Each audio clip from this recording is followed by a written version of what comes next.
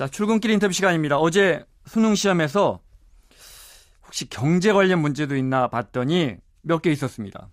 지금부터 우리도 좀 풀어보겠습니다. 비상교육에서 사회과목 가르치시는 윤미 강사 연결돼 있습니다. 선생님 안녕하세요. 네, 안녕하세요. 비상교육에서 사회 강의 맡고 있는 윤미입니다. 네,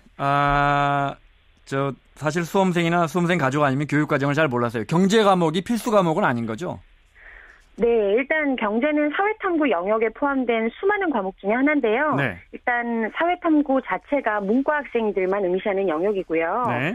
또 10과목 중에서 최대 2과목만 선택을 하면 되는 거기 때문에 그 경제 과목을 선택하는 학생들의 비중이 지금도 별로 높지 않고 네.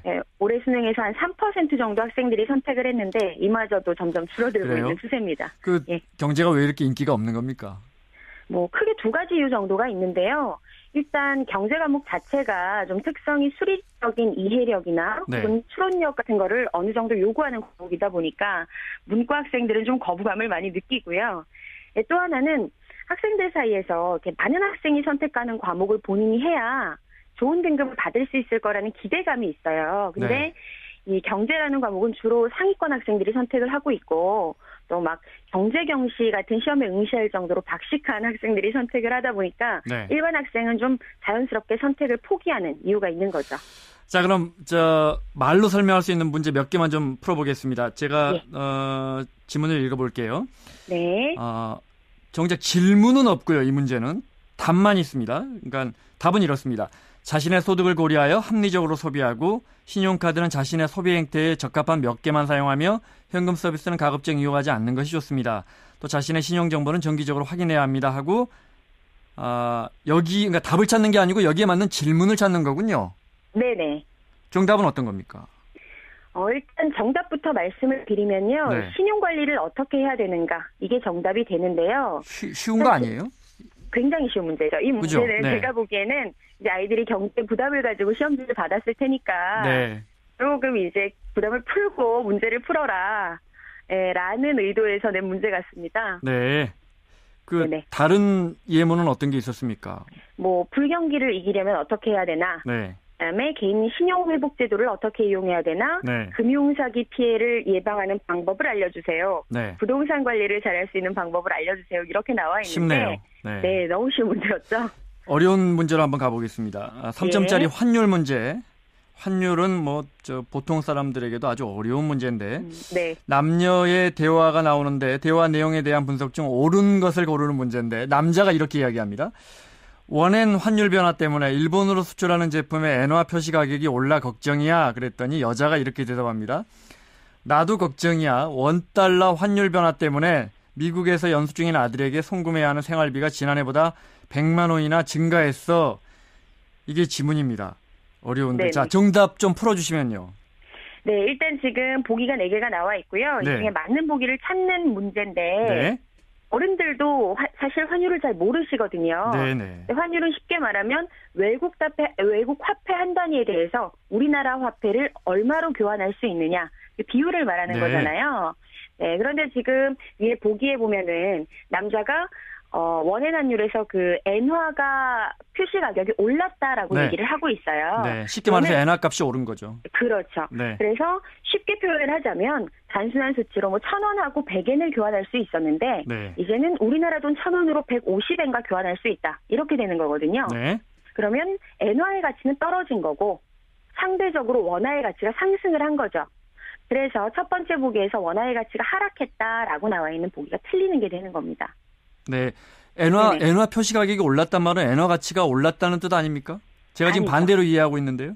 반대로 잘못 알고 계시는 거죠. 이제 1,000원하고 100엔이 교환이 됐는데 150엔을 지급해야 된다는 건 그만큼 엔화 가치가 떨어졌으니까 엔화를 더 내놔라라는 얘기가 되는 거거든요. 제가 여쭤보는 건 지문을 여쭤보는 겁니다. 지문을. 보기를. 지금 보기를 말씀하신 거군요. 그러니까. 네네네. 엔화 대비 원화의 가치가 하락했다라고 첫 번째 보기에 나와 있는데 그렇지 않다. 제가 방금 설명드린 것처럼 원화의 가치가 상승한 것이다. 그러니까 1번은 틀렸고요. 두 번째 보기는 어떤 겁니까? 원엔 환율이 변화해서 이제 일본 여행 경비 부담이 우리나라 사람들이 증가했다라고 나와 있는데요.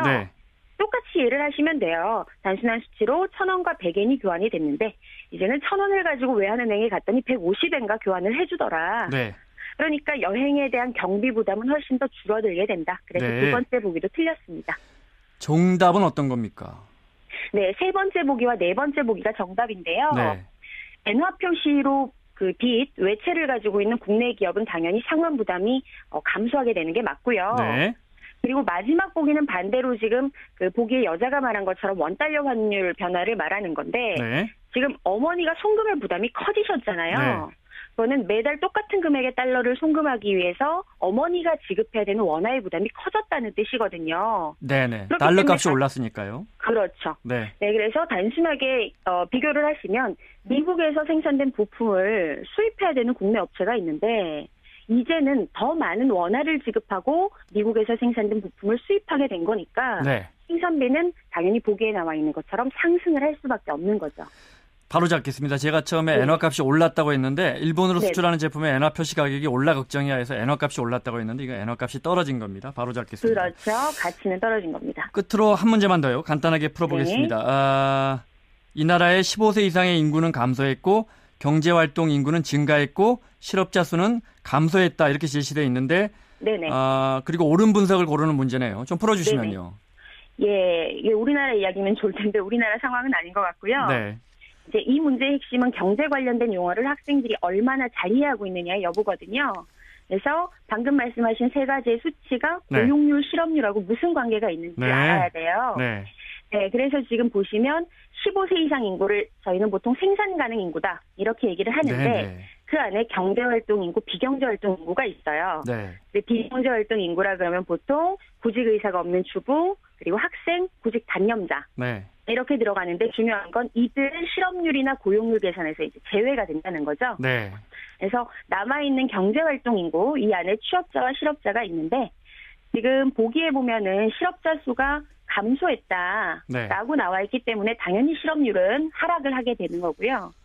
그리고 또 경제활동 인구는 증가했는데 실업자 수는 감소했다 그랬으니까 취업자 수는 증가한 거고요. 네. 그러면 당연히 고용률은 상승했다라는 계산이 나와서 일단 보기 중에서 정답은 2번이 쉽게 나오죠. 주부, 학생 그리고 구직 단념자는 예. 실업률 계산에서 제외되니까요. 제외가 그렇죠? 된다. 네. 알겠습니다. 오늘 여기까지만 듣겠습니다. 선생님 오늘 문제풀이 도움 주셔서 고맙습니다. 네, 감사합니다. 기상교육의 윤미 강사였습니다.